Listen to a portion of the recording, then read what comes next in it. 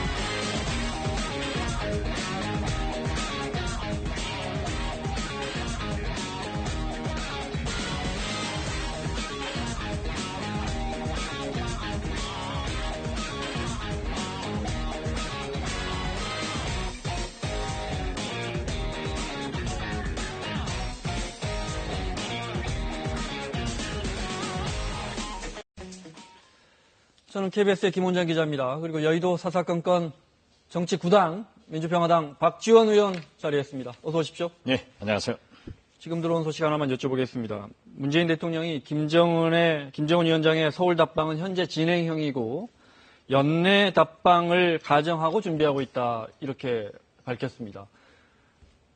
연내 올 것 같습니까? 저는 온다고 확신합니다. 당초 예정됐던 것처럼? 예, 그렇죠.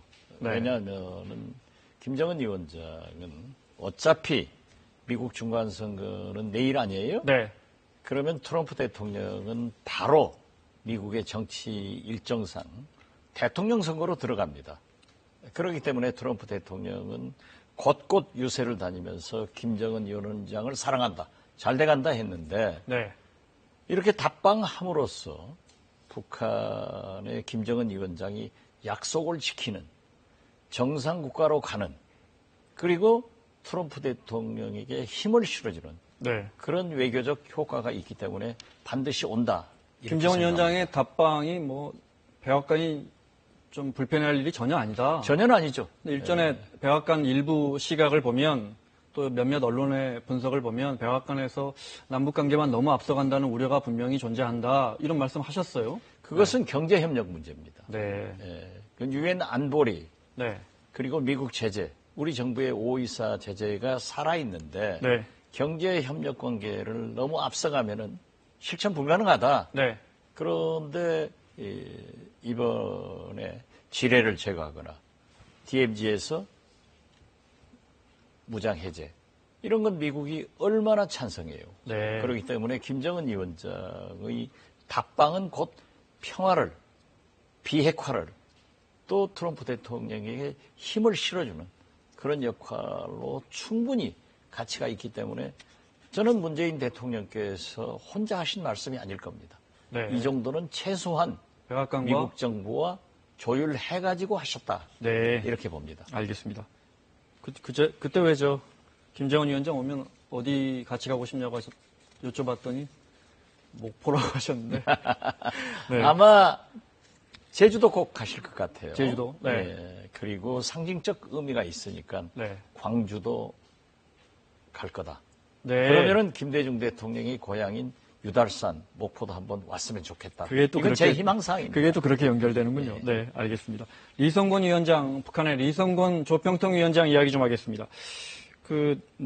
냉면이 목에 넘어갑니까? 발언으로 논란인데 또 이런 말 했다는 거예요. 네. 여당의 한 사람이, 김태년 위원장이 이제 우리 당에서, 여당에서 예산 총괄하는 사람이다. 이렇게 소개를 했더니 리성건 위원장이 저렇게 배가 나온 사람이 예산 맡으면 안 된다. 이런 식으로 농담을 던졌다는데, 김태년 의장은 그냥 농담처럼 들었답니다. 본인 말로는. 김태년 의장의 이야기가 있나요? 있으면 마저 듣겠습니다. 자꾸 가십을 만들어내지 마세요. 그럼 본질이 흐려져요. 굉장히 얘기가 있었던 건 맞는지 아닌지 좀 말씀해 주세요. 심각하게 대화가 오갔던 적은 없는 거죠? 네. 기자의 유도신문에 네라고 대답하네요. 네. 어떻게 보셨어요? 글쎄 저는 네. 듣지는 않고 네. 언론 보도를 보고 처음 알았습니다. 그런데 제 경험에 의하면 2000년 6.15 남북 정상회담 때 네. 김대중 대통령과 김정일 위원장 그 식사를 하면서 테이블에서 네. 저에게 김정일 위원장이 그런 얘기를 하더라고요. 왜 내가 남쪽 칠판물을 많이 읽는데 그렇게 남쪽에서는 외래어를 많이 쓰느냐. 그렇게 공격을 해서 제가 우리는 세계로 나가서 무역 대국이 되면서 외래어를 세계화 과정에서 받아들여가지고 네. 자연스럽게 쓰고 있다. 그런데 저한테 노래를 한번 하라고 그래서 제가 노래를 했더니 김정일 위원장이 앵콜 하더라고요. 그러면 앵콜은 북한 말입니까? 그런 경우가 많습니다. 네. 그래서 저는 이 남북관계라고 하는 것은 북측의 눈높이로 바라봐서도 안 되고 네. 남측의 눈높이로 바라봐서도 안 된다. 민족의 눈높이, 사랑의 눈높이로 바라보자. 네. 그런 말씀을 드리고 싶습니다. 이성권 네. 위원장 저도 좀 개인적으로 압니다만 몇 차례 만나보셨죠? 그렇죠. 네. 아무래도 군인 출신이기 때문에 언사가 거칩니까? 조금 표현이 좀 강하죠. 네. 또 그러한 것은 저는 안 들었어요. 충분히 농담으로도 소화할 수 있는 것 아닌가. 네. 저는 그렇게 생각합니다. 오늘 바른미래당 하태경 의원이 배 나온 사람, 북한에서 배 나온 사람 하면 누구겠습니까? 이성권 위원장 문제되는 거 아니냐고 꼬집었는데 이렇게 됐군요. SNS에 김정은 위원장에게 혼날 것 같다. 리성권 위원장이. 네. 또 수령 모독 발언으로 해석될 수 있다. 오늘 김성태 원내대표도 배 나온 사람 누군지 알 거다 하면서 리성권 위원장을 이 조평통 위원장이라는 게 뭐 하는 자리입니까? 좀 쉽게 설명을 해주시면요. 쉽게 말해서 우리 대남 총괄로 알고 있는데 예, 우리는. 대남 총괄. 네. 우리의 통일부 장관으로 똑같습니까? 보면 됩니다. 네. 예. 그럼 이성권 위원장도 저를 만났을 때 네. 통일부 장관을 굉장히 챙기더라고요. 그래요? 예. 똑같아요. 그런데 네. 저렇게 배 나온 사람, 저도 배 나왔는데 외모 가지고 얘기하는 것은 안 좋습니다. 네. 그렇게 배가 많이 나오신 편은 아닙니다. 자, 리성권 위원장의 거친 언사가 논란이 된 건 한두 번이 아닙니다. 지난 6월 남북 고위급 회담 때 기자 질문에 이렇게 답해가지고 또 그때도 논란이 된 적이 있었는데 잠깐 들어보겠습니다. 해결됐다고 보시는지요?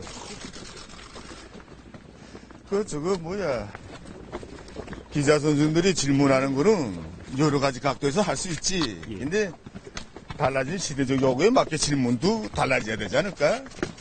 옴중한 사태가 어디서 조성된 걸 보니 알면서도 나한테 그거 해소됐나 물어보면 되나? 또 뭔가 불신을 저장시키고 또 그런 데서 뭔가 오도할 수 있는 대로 질문하면 앞으로 되질 않겠다고. 어디입니까 소속이? JTBC입니다. 네. JTBC 서적기 선생이랑 잘하는 것 같은데 왜 그렇게 질문하고? 앞으로 이런 질문은 무례한 질문으로 우리가 치부할 수 있습니다. 오늘 회담은 어떻게 좀 전망하시는지 좀 말씀 좀 또, 부탁드립니다. 그 판문점 선언 이행을 위해서 회담을 하려왔는데 어떻게 될 거라는 뻔하지 않나? 그 아주 잘 될 거이 분명하지. 네. 사실 네. 저 정도 발언은요. 18년 전에 비해서 훨씬 부드러워졌고 진일보한 겁니다. 네. 당시 제2인자라고 하는 김용순 비서. 네, 네.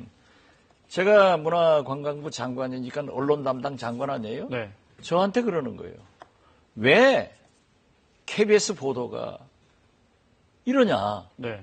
이건 장관 선생이 당시 정상회담 전에요? 아니, 정상회담 후에? 후에. 네.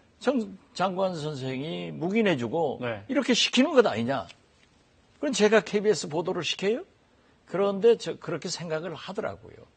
문화부장관 하실 때. 네. 심지어 조선일보에 대해서는 출입 금지를 시켰단 말이에요. 네. 그걸 풀었는데 저는 지난번 4.27 판문점 회담에서 김정은 위원장이 기자들에게 이제 그림 됐습니까? 하는 여러 가지 말을 보고 저렇게 언론에 대해서도 많은 변화를 가져왔구나. 네. 지금 보십시오. 김영철 부위원장이 바로 불바다 얘기한 분입니다. 네. 그런데 지금 많은 성숙돼가지고 그런 얘기 안 쓰잖아요. 네. 그런데 아직도 이성권 조평통 위원장은 좀 거친 표현을 쓰더라고요. 네. 저한테도 그 판문점에서 네. 우리 마술사가 1달러짜리를 가지고 100달러를 만들어내니까 그랬죠. 네, 네. 이제 수출할 필요 없습니다. 달러만 찍어놓으면 되겠네요. 그거야 뭐 농담으로 그래 받아들이는 농담이죠. 네. 그것도 또 얘기하면은 마술을 무시했다, 뭐 했다 꼬리 네. 붙일 수 있어요. 그러니까 저 정도를 가지고 문제 네. 삼는 것보다는 우리 남측의 감정적 눈높이로 바라보지 말고 민족의 눈높이, 사랑의 눈높이로 바라봐서 포용하고 나가면은 훨씬 좋아지고 있는 게 사실 아니냐. 이런 긍정적 면을 좀 보자. 저는 강조드립니다. 네, 김태년 위원장도 이제 그런 입장인 것 같은데 당사자라면 당사자인데, 네. 미투도 자기가 받아들이는 것이 문제 아니에요. 네. 김태년 위원장도 자기는 그렇게 받아들였다는데 왜 문제를 삼아요? 알겠습니다. 냉면이 목으로 넘어갑니까? 발언을 들은 그 발언의 진위가 아직 100% 정확하지는 않지만 만약 그 총수들의 입장은 또 우리가 정확히 못 들어봤으니까요. 그렇죠. 네. 그분들도 저는 그렇게 생각해요. 네. 그렇게 했는지 안 했는지를 모르지만 네. 그렇게 했다고 하면은 우리 정부에서 그런 좀 절제된 표현을 써달라 이렇게 요구를 하고 네. 또 유감을 표시할 수는 있어요. 그렇지만은 저는 이성권 위원장의 성격으로 봐서 좀 우리가 경제협력 해야 되는데 그거 좀 도와주십시오 하는 얘기를 저런 표현으로 했다. 네. 저는 그렇게 봅니다. 알겠습니다. 지금 1년에 잇따른 설화로 리성권이 혹시 남북 대화 상황에서 이선으로 물러날 수도 있다고 보십니까? 그럴 가능성은 낮습니까? 저는 그렇다고는 보지 그렇지는 않아요. 않습니다. 네. 예. 알겠습니다. 다른 이야기 좀, 정진석 의원이, 이게 재밌어서 그냥 한번 넣어봤습니다. 정진석 의원이 자유한국당에 냉면에 물 타지 마라. 이런 비유는 박 의원님이 더 잘하시는 거잖아요. 네. 알겠습니다. 이게 재밌어서 저희가 한번 준비해봤습니다. 자, 오늘 여야정 협의체가, 정부와 여당, 야당 협의체가 첫 만남을 가졌고, 이 자리에서 한국당이 조명균 장관, 통일부 장관에 이어서 임종석 비서실장 경질까지 요구하겠다 이렇게 했는데 그 자리에서 나온 이야기 잠깐 들어볼까요? 네. 청와대 인사의 자기 정치가 도를 넘고 있습니다. 임종석 비서실장, 이해찬 민주당 대표, 이낙연 총리가 정례회동을 갖습니다. 이거는 국민들이 볼 때는 불필요한 차원에서의 많은 오해가 발생할 수 있습니다. 그 오해라는 것은 권력의 사유화로 이렇게 비춰줄 수 있는 오해나 불신은 대통령께서 이런 정례회동을 좀 중단시켜 주시고.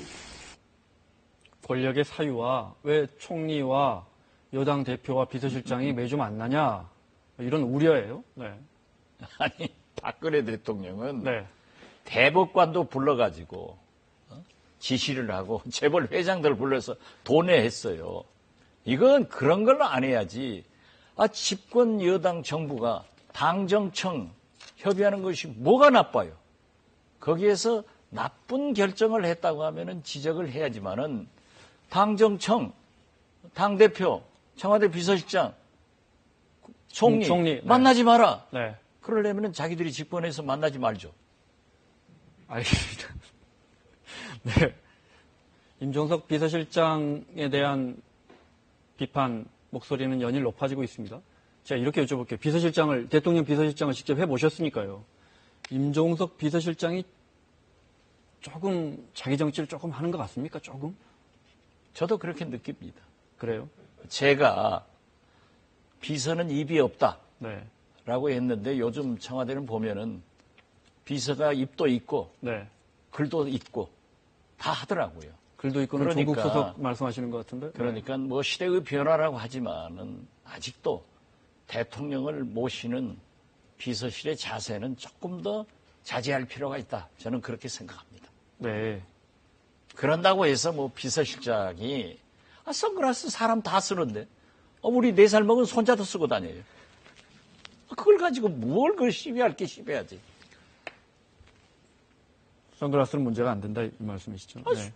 곁에 나가서 정리하면 쓰는 게 뭐가 나빠요? 비서실장은 대통령 그림자를 벗어나면 안 된다. 가급적. 그런 것이 좋죠. 네. 아직까지 네. 우리 정서에. 네.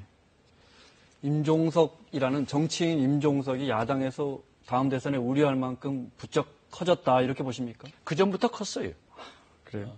네. 제가 김대중 대통령 지시로 네. 제가 문화관광부 장관 때 대통령께서 그러시더라고요.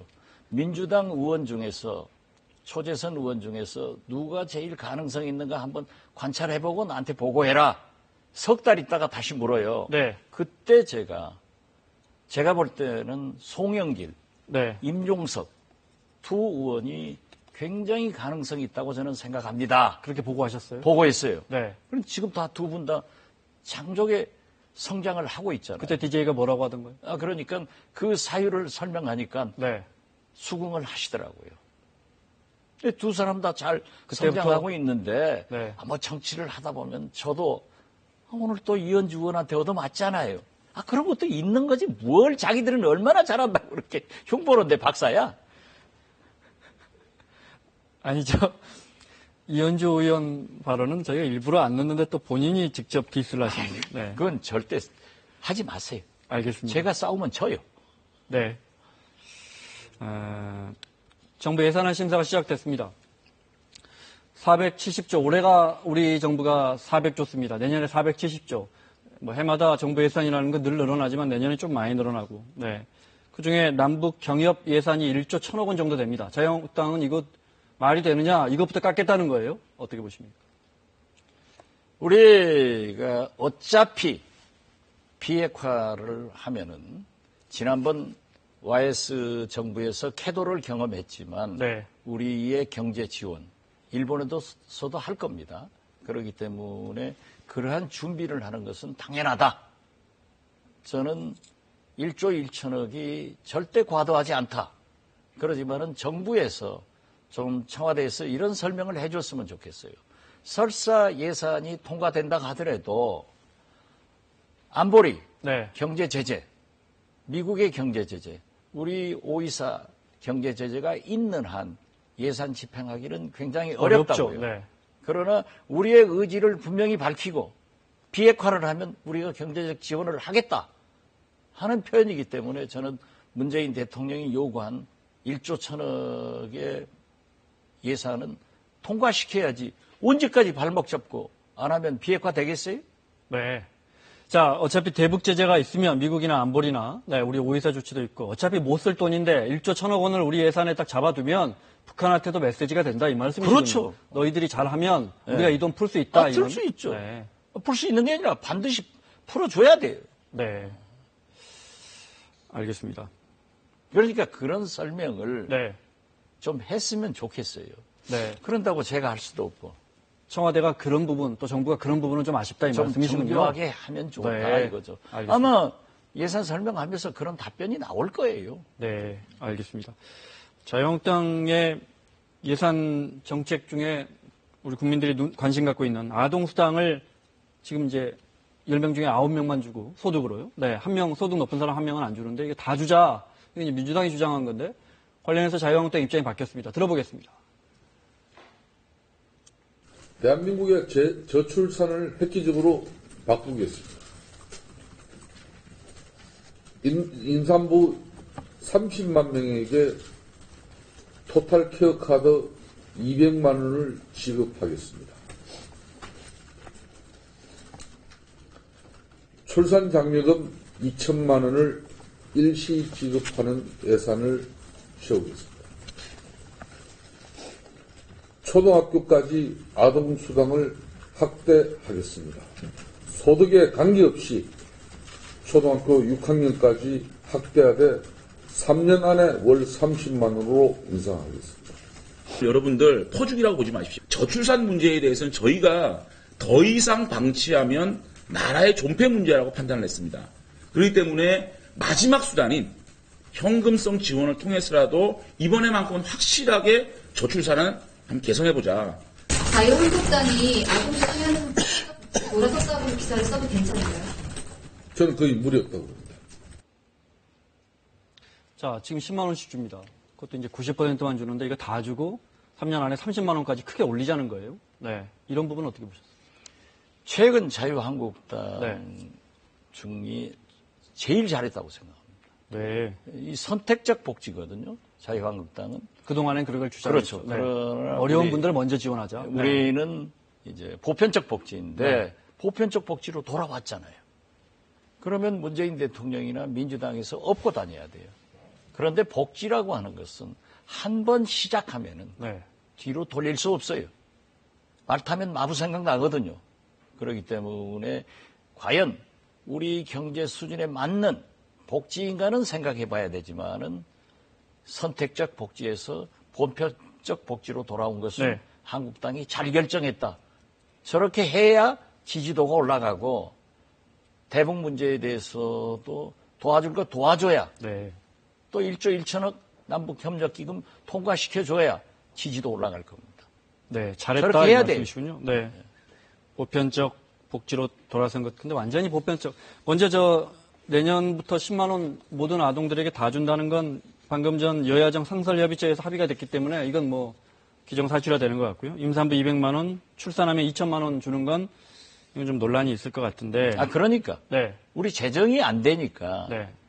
그렇지만 그 정책 방향의 선에 방향은 좋다 이거죠. 그건 환영할 만한 네, 일이다 이 환영하죠. 말씀이시죠. 네. 네. 구체적으로 들어가면 모든 보편적 복지로 방향을 선회한 게 아니고 자유한국당은 여전히 일자리 예산 같은 퍼주기 예산은 반대하는데 출산 문제가 저출산 문제가 워낙 심각하니까 이것만 선택과 집중을 하겠다는 거예요. 저게 한꺼번에 다 따라오면 좋죠. 네. 그러면 다 문재인 정부에서 일해야죠. 그런데 저 정도라도 돌아온 게 좋지. 하나하나 돌아오겠지 다 돌아오겠어요. 나중에 다 돌아올 겁니다. 네. 알겠습니다. 저 뭐 과거의 누리과정 예산이라든지 무상급식이라든지 이런 건 사실 당시 그러니까 자유한국당 당시 뭐 새누리당이 굉장히 엄청나게 반대했죠. 정말 반대했었는데 이 지금은 다 정도면 돼도 하잖아요. 많은 변화다 네, 이렇게 그렇죠. 보시는 거군요. 네. 알겠습니다. 이해찬 대표가 이거 깊이 생각해 보지 않고 한 말 같다는 건 그 방향 선회를 반대하는 건 아니고 그렇게 되면 이제 예산안 같은 걸 더 그렇죠. 우리 재정이 감당할 수 있느냐 이걸 우리가 따져보자는 뜻이군요. 한 번 복지는 나가면 되돌릴 수 없기 때문에 네. 여러 가지를 생각해보고 하자. 네. 그 집권 여당 대표로서는 책임 있는 발언을 하신 거고 네. 또 야당엔 우리는 그렇게 하겠다. 네. 얼마나 좋아요. 알겠습니다. 집권에서 하면 더 좋고. 말씀하신 것처럼 복지는 한 번 시작하면 저 박근혜 정부 때 시작된 기초연금 같은 경우에 그때 8조 9조 들어간 거 지금 12조 13조 들어가거든요. 매년. 그렇죠. 어르신들이 인구가 많아지니까 액수도 커지고. 알겠습니다. 끝으로 어려운 질문 하나만. 자유한국당이 그래서 한 20조 정도는 깎아야겠다. 이 퍼주기 예산.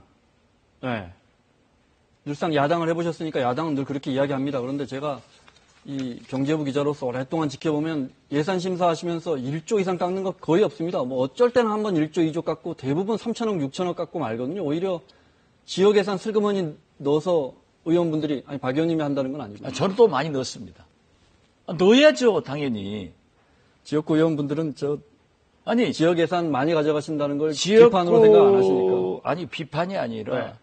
지역구 의원은 지역구 발전을 위해서 영혼을 바치는 거예요. 물론 뭐 그렇기 필요한 때문에 예산. 네. 하는 거죠. 그런데 야당은 예산을 한 푼이라도 삭감하면은 국민 부담이 줄습니다. 네. 그렇기 때문에 삭감하겠다. 그렇게 해가지고 필요한 건 또 보충해 나가니까 저것도 괜찮아요. 삭감할 건 삭감하고 그렇죠. 늘릴 건 무조건 늘리니까. 그러면 다 해주는 것은 안 되죠. 네. 그 국민 부담을 생각해서 또 정부에서도 예산을 내면서 집권 여당에서도 이 타협에 알로케이션을 만들어 놓고 있거든요. 네. 그렇기 때문에 야당이 좀 주장하더라도 듣고 심의해서 늘릴 건 늘리고 자를 건 타협에 자르고. 어디 분배할 것을 다 뭐 적당히는 정해놨다 이 말이죠. 그렇죠. 네. 예, 그래서 야당이 저렇게 요구하는 것이 나쁘다. 이건 절대 네. 금물이에요. 무조건 해주면 또 그건 국민 당연히- 부담이 많이 늘어나잖아요. 네. 그건 뭐 저는 알겠는데 요즘 한국당이 국민들이 잘해요. 근본적으로 한국당이 잘한다. 알겠습니다. 그 몇 가지 근본적으로- 빼놓고. 네. 그러니까 제가 여쭤보고 싶은 건 국민들이 근본적으로 이 470조 원의 예산을 국회가 심사하는데 제대로 되느냐. 뭐 늘 보면은 시한에 쫓겨서 며칠 만에 이렇게 밤샘 해가지고 통과되는 경우가 많은데 이런 게 과거보다 좀 나아지고 있냐 이거죠. 나아지고 있습니다. 지금 저도 네. 오늘 법사위에서 교정시설 문제에 대한 예산 증액을 하자. 네. 이런 얘기를 하고 왔는데 그게 그래도 국회의원이 지역구는 물론 네. 국가 전체를 생각해서 증액할 건 증액하고 삭감할 건 삭감해야지 무조건 네. 정부 예산안 대로 따라가는 것은 국회의원이 아니다. 그렇게 생각합니다. 알겠습니다. 목포 관련 예산 뭐 생각하고 계시는 거 있습니까? 이번에 좀 추가해야겠다 이런 거. 그거 지금 얘기하면 안 됩니다. 민주평화당 박지원 의원과 함께했습니다. 다음 주에 뵙겠습니다. 고맙습니다. 네, 감사합니다.